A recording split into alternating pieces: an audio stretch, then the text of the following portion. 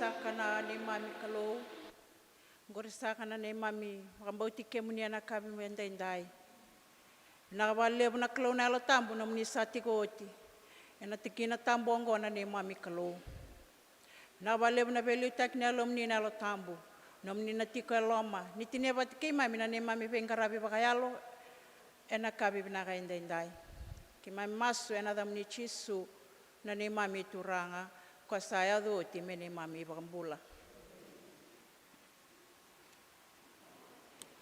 Nanda wasaka ni kadikadi merong weekend na kabi nakaindendai. Na rudi na kena wasendua na ikatin kaono kina ikatin kabitungani tikina vango na kena rorongo mo kakwa ni dikeviau meu laiwiko ka meu lesu meu kuni muriko. Ni una lako kina vanua ko sala ko kina ia na vanua ko tiko kina kauna tiko talanga kina. Ia na kainomu na kainongu na nongu kalau talanga na nomu kalau talanga na nongu. Ena vanua ko matikina kauna matikina ko nambulu talanga kina. Medaka waka ongo ve yau ko chova ka waka ikuri talanga. Ke kata sata o sei kendaru endo na katani ia na mati endondoanga. Na raram saka ni wasa ni kadikadi arong weekend na kabina kaindendai. Sabia da vuta tikina wakambula kena weekend waki. Weekenda na ibaba koso ena leo ni panlotu lebongo na Centenary Church. Da babi na binakataka na nona loloma na kalou ena kabi binakaindendai. Wikemuni na ni mami tokani na linga ni wei rongo. Ni barong tingo bak mai nendabandabu ni wei tepi mateso. Mai vale se mai vale ni mbula. Ki mami sa weekenda baki tigani na linga ni wei rongo. Ena loma ni panlotu lebongo na Centenary Church. Ni senga talanga ni ngule dabi. Na sema tingo mai na live stream. Gunindo sema tingo mai na live stream ni panlotu lebongo na kabina kandendai. Singa tambu mbimbi dala ko ruma ke mambe kinta baktiga yani ena mbula binaka ke na marau. Da babi na binaka na ulutanga e baro tegi weekenda na maramatina na lingani be rongo na lotu eslebi tikertuma ena baki binaka ongo. Se ko mente indus binaka ni wakambauta ena bonua dabanga e kadi bisakatiki na ndambula na maramatina. Ngona mbolen ta sala ko ruma tu e vitendendai. Boleh bakal lebutukina na ni mami mbula na maramatina. Yang dapat bina nakataka na kalou na ulutanga baro taka weekenda na mbaki bina Kongo sai ko amende na nonda wakambauta. Tiko na nonda inui se wada bana ragin rakita ni mbula ndala ko ruma. Yang dundua loma ni beibu vale na baba ko soloto ndala wena se banua da banga nda kadibikina. Tiko na nonda inui sai ko amenda sema tiko bwana kalou le bungo chowa. Merawa ni na talabe da kitalikina na mbula ni nonda vengarabi e na vanua da banga e vina kata na kalou mena vanga ta hikenda kina. Vita saka na mal ni bosa ya umai vikinta ba kitiukina san balab sa van kena lebu. Kesando na namba ni sere varotaki kerema da sare da bata na ka vitu sanga ul katol ni sere. Vitu sanga ul katol ni sere chisu mendar me vitorilinga renreve ya ume utunda nduanga. Kode me keronga leroa kaya o ikemuni turanga chisunga.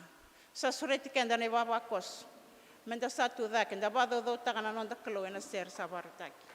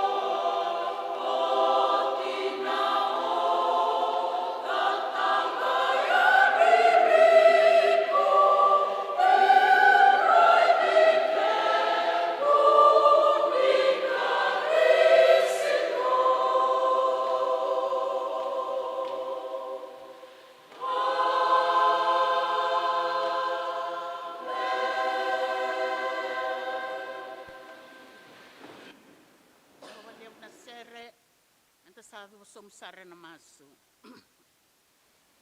Ke mani sakana tamai ke mami me lo malangi.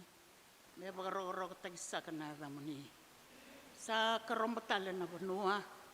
Ke mami sa bagaro baratale. Indona no mani singa tale na singa ke mami do. Garabi ke mani kena. Mani labeti mani rokovi sagatiko ngana tamai ke mami. Ke mami asongo ni mai na mataka. Garabi kina na itubutuba ni. Garabi ke mani. Lako mai na singa lebu. Ke mami mai bagador talakina na mami tabi. Kasaka romba mai na benua. Ke mami sama ingarabangona yoti ni tabi ke mami ingaraba. Ena madao ambimbi ke mami lako duruma tiko mai turanga. Ke mami bagana numi ke mami tiko kina na maramatina. O ke mami ambuli mai me ke mami buke binaka. Ena no mani matabu vale. Na matabu vale oni sabe bagaro teki kina ke mami. Mani labeti mani roko vindundo sagatinga kina tamai ke mami. Turanga binang sawalebu. Isai ke mani na kalombula na kalondina. Na ibagatiga buke na kena ibagatao tioti. Inomani sakalomalangi ke burabura. Ke ina beka ke denga sasi na kena. Ke mani sakana lifa kena meka. Beba kara baga dortigo na sarafimi ke ina cherupimi mai lomalangi.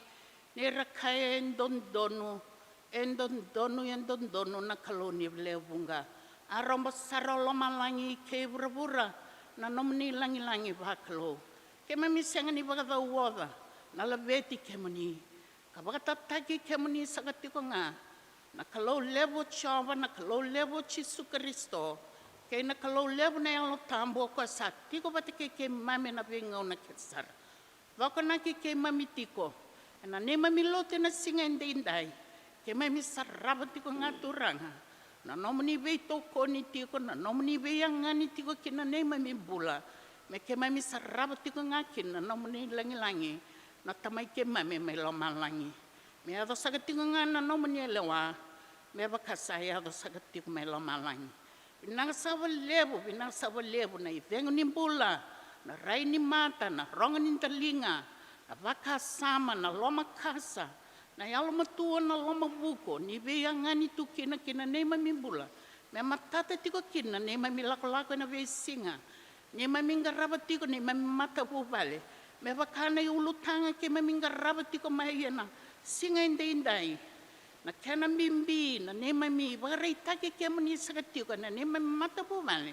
Me matata tiko kina na lako. Ni ne mami bula na be singa ketsar. Ke mami labeti ke mani tiko ngani ke mami pagambauti ke mani sagatiko. Na kalombula na kalondina ni koni saliuta ke mami tiko na vengauna. Me ado sagatiko ngakin na nomni elewa. Me bakasaya ado sagatiko may lomalangi. Ni ke mami bagandei tagatiko kabaga lebu tagatiko kin na ne mami bagambauti ke mani.